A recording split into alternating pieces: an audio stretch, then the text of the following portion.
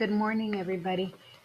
So I am going to be recording all of these assignments that I post. This is Module 15, Are You Ready? And they will be available in case you don't understand how to do a problem. I'll give an example and all that, okay?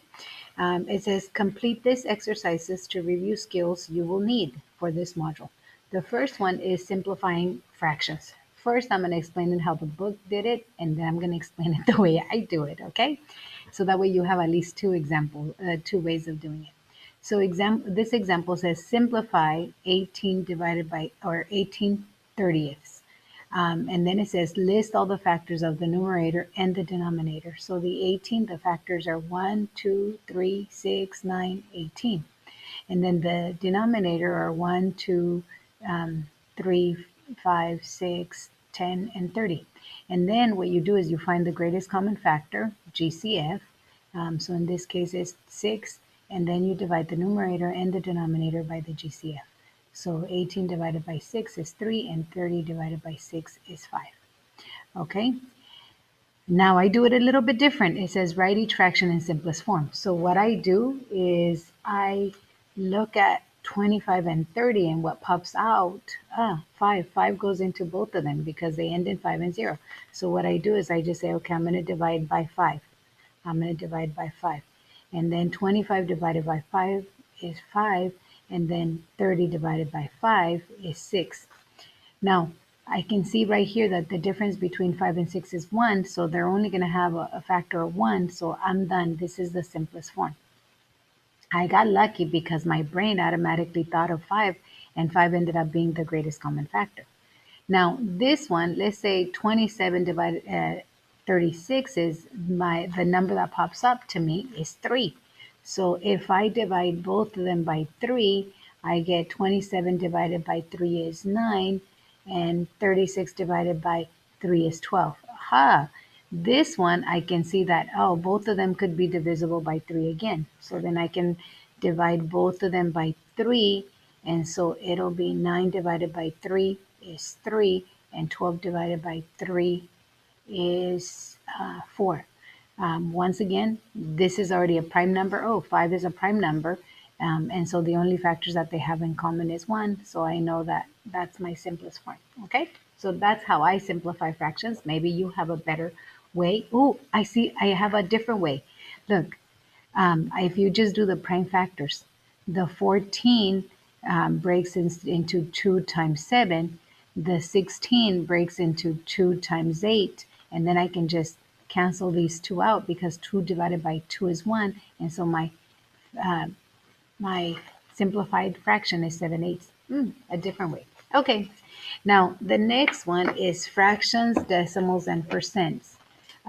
So first, I'm going to explain this example. It says write 13/20ths as a decimal and as a percent. So what you do is you divide. Write the fraction as a division problem. And remember that you always say when you have a fraction, we still struggle a little bit. The way you should say it is 13 divided by 20. 13 divided by 20. So the 13 goes inside the division symbol, and then you divide it by 20. And I would use my calculator because I haven't done division in such a long time. So then you put, after you divide it, you know that 20 doesn't go into 13. So you put the decimal point right there. And then you add as many zeros as you need to. So we started with 1, and then 20 goes into 130. 6 times, 6 times. This is the way I do it. 6 times 0 is 0. 6 times 2 is 12. Then you subtract. 0 minus 0 is 0. 3 minus 2 is 1. Then you add another 0. And then 20 goes into 100 5 times. 5 times 20 is 100. So you have 0 left over. So then 13/20ths would be equal to, as a decimal, it will be 65. And the way you're supposed to say it is 65 hundredths. So 65 hundredths, that means percent. That means out of 100. That means 65 out of 100. So that means 65%. Okay. Now let's do this one. So let me see. I was thinking of doing it a different way, but this one doesn't work out the way I want it done. So then what I do, let's try this one because this one's easy first.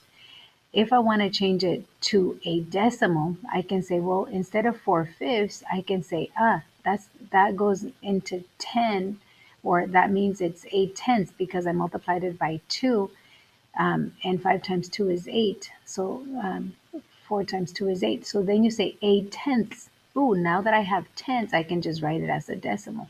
It'd be 8/10. Now, if I want a hundreds, I can say, 80 hundredths. So then it would be 80%.